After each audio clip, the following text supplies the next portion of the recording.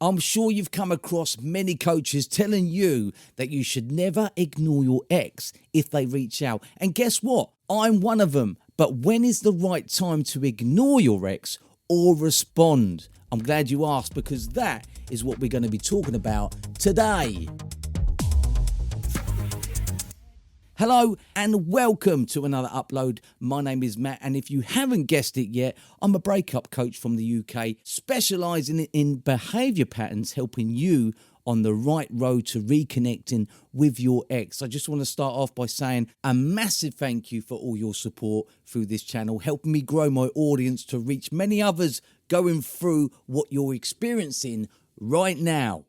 The confusion of should you respond to an ex is high. This is what I found in many of my clients going through no contact. And in this video, I will try and explain when we should respond to an ex and when we should just leave it to bring them in closer. For instance, if you're going through no contact after a period of time and your ex is reaching out to you, asking something, seeing how you are, testing the waters, so to speak, then yeah, absolutely, we should not ignore them, but we shouldn't be too keen either.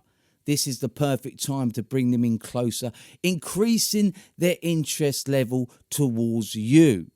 And if you haven't seen my video on that, I will stick it at the end of this video for you to click on and watch. Here's the confusing one. If you and your ex have been going back and forth, going into no contact for a couple of weeks, and they're ignoring the last text that you sent them 2 weeks later, they might respond.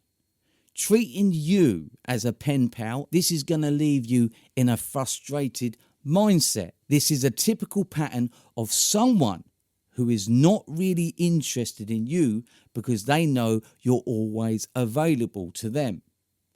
And because you're always available to them, you are turning them off. You're sitting there trying to figure out what moves you can make to get the relationship back on track, being all nice, sitting there all patient, and when they come in again, you think, yeah, I will come in, act all carefree, but even the first message, guys, that you send to them will have no desired effect. And this is the prime example of when you should not respond to an ex. The only way you have a chance in this situation is to completely ignore and change the pattern that both parties have created. I have got a video about breaking the cycle. I will leave that also in the comments below for you to check out. While I'm on the subject, if there is people out there unsure about going into no contact, the impact of going into no contact to turn your situation around, then I will leave a link below to my ebook that I've just released. It's definitely worth reading to be one step ahead. So yeah, as you can see, there's two situations where you should respond to an ex and one situation where you shouldn't respond to an ex. If you feel your ex is stringing you along, if you feel that you're becoming on a friendly pen pal terms, if you feel that there is a routine, a pattern has been created between both parties, it is up to you to break that cycle, to break that pattern, to bring them in closer. Otherwise, that is just going to go round and round and round. You are going to be frustrated. You're going to try every trick in the book to try and bring them in closer, but it's the whole interest level that has been flattened. We need to create that up. And just think, if they're used to this pattern, and you absolutely ignore the text that they chuck out to you, you are going to break that pattern. You're going to break that cycle. You're not going to give them any satisfaction. You're not going to be treated as a pastime text, something to fill the gap. That's going to spark an interest in them. That's going to get their brain to ask questions.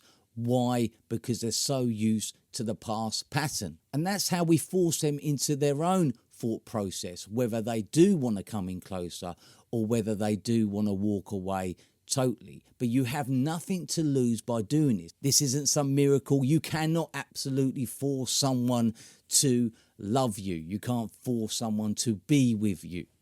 They have to make up their mind themselves. But this kind of strategy that we do forces them and speeds up any potential reconnection. So it's very important to constantly think that. And you have to have respect for yourself, guys. Stop chasing someone that at that present time doesn't want to be with you. Things turn around all the time. I see it all the time. So I do hope I've cleared that up for you. Feel free to subscribe to this channel and spread the word. Let's build a community together. Also, if you do want a one-to-one with me, check out the links in the description below. Until the next time, you're all beautiful people. I will see you later.